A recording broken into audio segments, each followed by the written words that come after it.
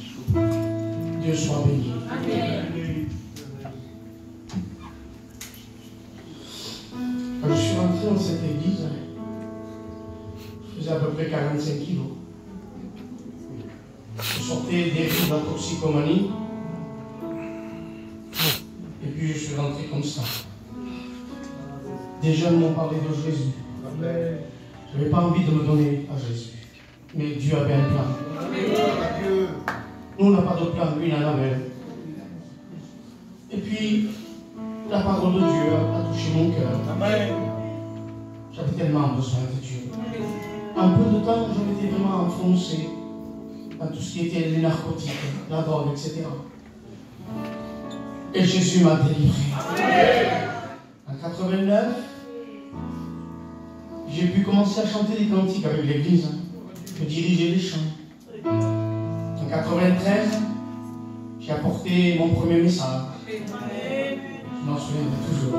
C'est le frère Joannette qui m'a épaulé, qui m'a formé.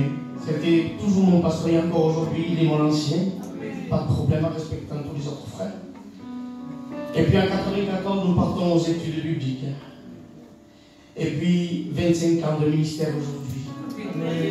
32 ans que j'ai donné mon cœur à Jésus. Et puis, on m'a mis responsable de la réunion de jeunesse en 98 jusqu'en 2005. On était 2 ou 3, c'était la galère, c'était dur. Fallait aller chercher la jeunesse dans les cafés, dans les rues. Mais tout doucement, Dieu nous a bénis. Des frères se sont ajoutés, Laurent, Samuel Laborde, Enfari, Marc et d'autres frères que peut-être j'oublie. Et là, j'avais une équipe de choc. Et nous partions dans les rues, dans les maisons. On les attendait dehors pendant qu'ils étaient en train de faire leur... Et lorsqu'ils sortaient, on les faisait venir. Aujourd'hui, beaucoup de jeunes depuis cette époque-là, Dieu les a appelés au ministère. Je bénis le Seigneur parce qu'encore nous sommes là. Combien de fois l'ennemi a voulu nous faire tomber? Combien de fois, je parle pour moi, je ne sais pas pour vous, à 2 doigts, à un fil, de tout claquer, de tout abandonner, de fermer la porte de l'église très fort derrière nous et dire je suis jeune, je pars dans le monde parce que j'irai plus tard. Mais quand quelque chose est fait de Dieu, on a beau avoir de ces faiblesses qui nous dévorent à l'intérieur, nous devons nous rappeler que Dieu a fait de nous le temple de Dieu. Et dans ce temple, il y a le Saint-Esprit. Et je bénis Dieu après toutes ces attaques de l'ennemi, à toutes ces manifestations de l'ennemi qui a voulu nous faire partir, nous faire tomber. J'ai eu le privilège, je ne voulais pas oublier de dire ça. Pour moi c'est un privilège, pour vous je ne sais pas, pour moi ça n'est un. J'ai vu tous les frères d'aujourd'hui que ce sont des anciens, je les ai vus débuter dans leur ministère.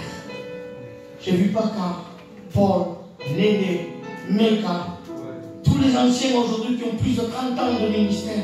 Je les ai vus à leur première prédication. Ils étaient tout jeunes. Et ils prêchaient la parole de Dieu. Et moi aussi j'ai été bien conseillé. Moi aussi j'ai été bien exhorté. Joannette m'a beaucoup donné la main. Il m'a beaucoup fortifié dans son sérieux, dans sa façon d'aimer l'œuvre de Dieu, de comment il voulait que les choses de Dieu aillent de l'avant. Le frère a dit quelque chose et ça a encore touché mon cœur. Le passé c'est extraordinaire parce que nous l'avons vécu avec Dieu. Le présent est merveilleux parce qu'encore nous le vivons avec le Seigneur. Mais il y a encore quelque chose de précieux, c'est notre futur.